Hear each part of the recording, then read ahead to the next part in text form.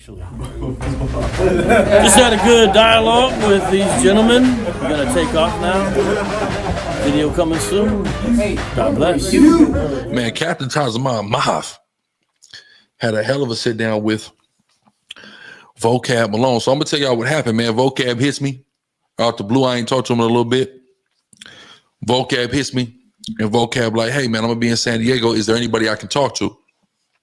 So we get to figuring out particulars, and we set it all up, and we kind of had some clear defined topics, and the rest was history through the Spirit of the Most High. So here we are. You see him and Cap. So if this works, this could be a model. No, definitely. And I'm glad you said that too. I'm glad you said that. You know what I mean? I'm glad you said that. If it works, I think it's gonna work. That's my plan, because this could be superior. No, definitely, man. You know what I mean? Definitely. You recording? Yeah. Okay. First off, appreciate you, Vocab. Glad to be here. Absolutely. Just for the audience sake, Vocab had reached out to, the leader of our camp, Sicarii. He said he wanted to sit down and have a conversation with me. He was in San Diego, I believe you said for, a conference. And yeah, I gladly accepted. I think in my mind, I've always envisioned myself sitting down and having a conversation with you. And I told him this time, I said, thank you for the hug, man. You operate in the fruits of the Spirit as to what you believe in. I got a respect for the work that you put in for what you believe in. We don't agree. And if you guys see the intro, I said it. That hug by no means means that I don't feel how I feel. Whether if I hug Vocab, that does not mean, oh, he's not going to serve Israelites in the kingdom. It doesn't mean any of that. It doesn't mean he's an Israelite now. It means none of that.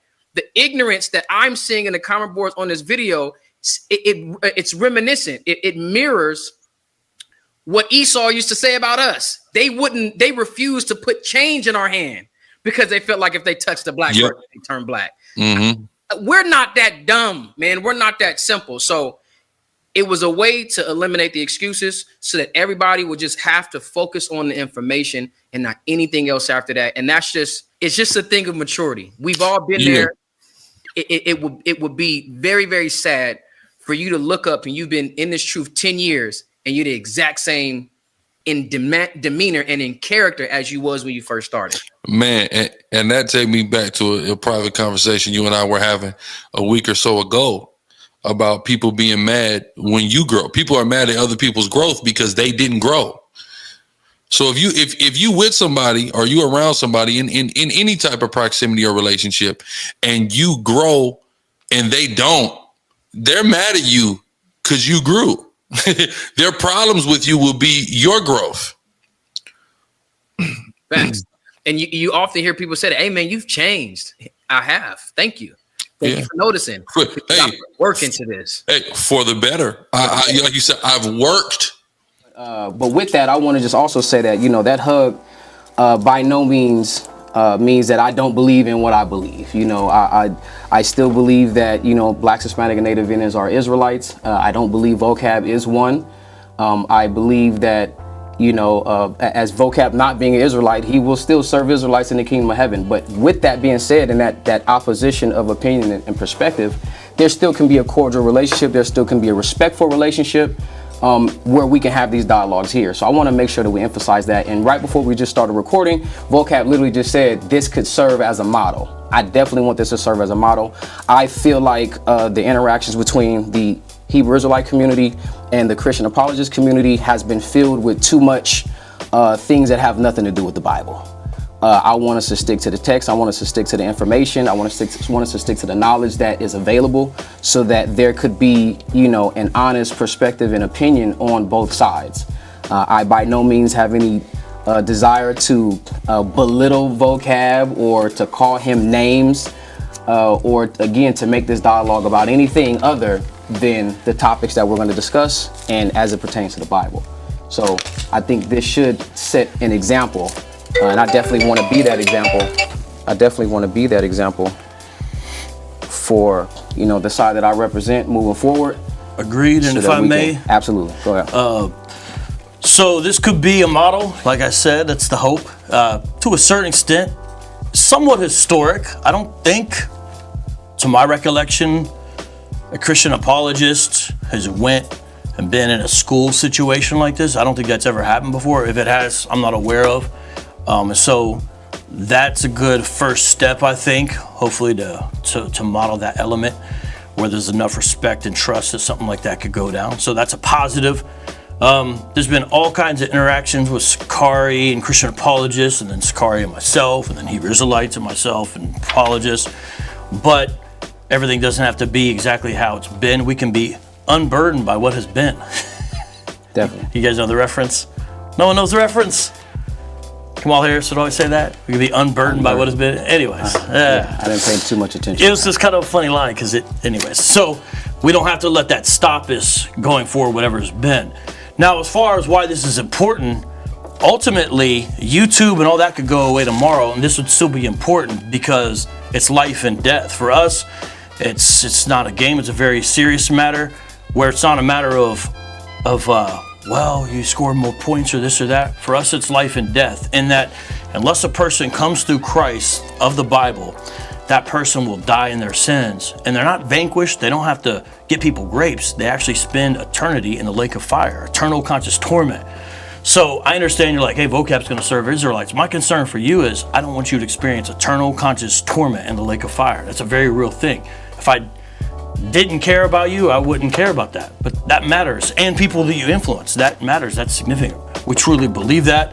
And that's not what we want for anybody. And vice versa, a relationship with Christ and the liberty enabling gospel is a beautiful, powerful thing. And we want that for people. And the reason why there's combat or opposition is because we believe in contending for the faith. And then if you have core doctrines attacked as they are, we want to stand up. We want to say, well, here's what the scripture says and go back and forth. So with all that being said, I think this could be a good way to do it because you can only accomplish so much on debates, comment sections, going back and forth. What can beat a sit down like this? There's very few better things. So if it goes well, I'd hope to see a lot more people, not just us, but a lot more people do this kind of thing, be able to comport themselves because we're going to be here together. No, facts. We're going to be here together. So it's good to move the ball forward. And so we could have greater understanding because even if you're like, I'm never going to believe any of this, we want greater understanding. Same thing. You want greater understanding. What's happening here? So that's why it matters. And you may not believe it, but there truly is a love and a concern because the gospel, it liberates. And so we want to try to model that. I believe you. I don't think that you'd put as much time into, what it is you believe in contending for that faith if I didn't believe sincerely that you have a genuine love and concern. Again, me believing that does not take away from what I believe and my standpoint and position on things. But even with that being said, can we address the last time you said you didn't want to be fake? If there was a genuine love and concern, where would you have been fake to reciprocate a hug? You're saying you didn't have anything with me, but there was all kinds of stuff with Sicarii. Maybe you weren't aware of all of it, but I was very aware. And to me, it's like we got to iron out things instead of a sort of a fake display of affection without saying where are we really at on this as men. That's the thing. I don't. To me, it seemed like it wasn't personal. It was you versus my group that I'm a part of, not Vocab versus Cap. Yeah, but it's not even just versus like, oh, I hate this guy. It's like, let's not be fake. If that's not really where things are, let's not do a charade of like, oh, a hug's a tactic.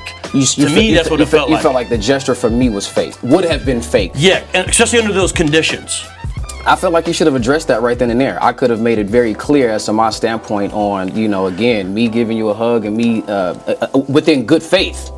This is a gesture of good faith that I'm not here to issue out any attacks. I'm not. I understand. I have been aware and witnessed the back and forths online, the back and forth in comment boards and comment sections. I can always go back to 2015 when we first sat down, where you affirmed that, with my group in particular, it was one of the most respectful conversations that you had. In that interaction. Since that time, Sicarii became one of the most disrespectful. Totally understand. Specifically talking about my children, talking about family members. You may say things got out of hand. I never did that. So I hope we're not going to retread too much ground because I feel like there's a lot more stuff. We'll be like, well, look at this, bro. It's not even going into it. Yeah. I'm just saying, If you felt like it would have been a fake gesture Yes. from me, Yes. then I'm saying no, because again, believe you've never seen me participate in anything like that directly to a person. Even with the video that you showed me last time, where I'm making a comparison, I'm giving an analogy as to how to become even and just. You're saying where you wanted 300 million white people dead? With the millions of whites dead, it's that was never a personal attack to anybody directly. You know what I mean? And I've never wanted to talk about your children. I've never wanted to talk about your wife. I don't really care about stuff like that. Well, maybe you didn't, but I'm just saying. Totally understand. All I'm saying is in that moment, we could have addressed it. It would have been, good. And maybe something like this could have even been done before now. And even since then, when we met up in Arizona for the Super Bowl, it's always, I've personally always had a good interaction with you in person. That's good. That's why it makes things like this good and easy for me, because I don't ever have that problem. But with that being said, I agree. we're good money. All right, so we were hoping to talk about Trinity, covenant, and maybe one other topic. Let's do covenant first. All right, I'm with that. Let's do covenant first. Like you said, it is a hot topic. Yeah. You also mentioned something dealing with the model and people being able to follow.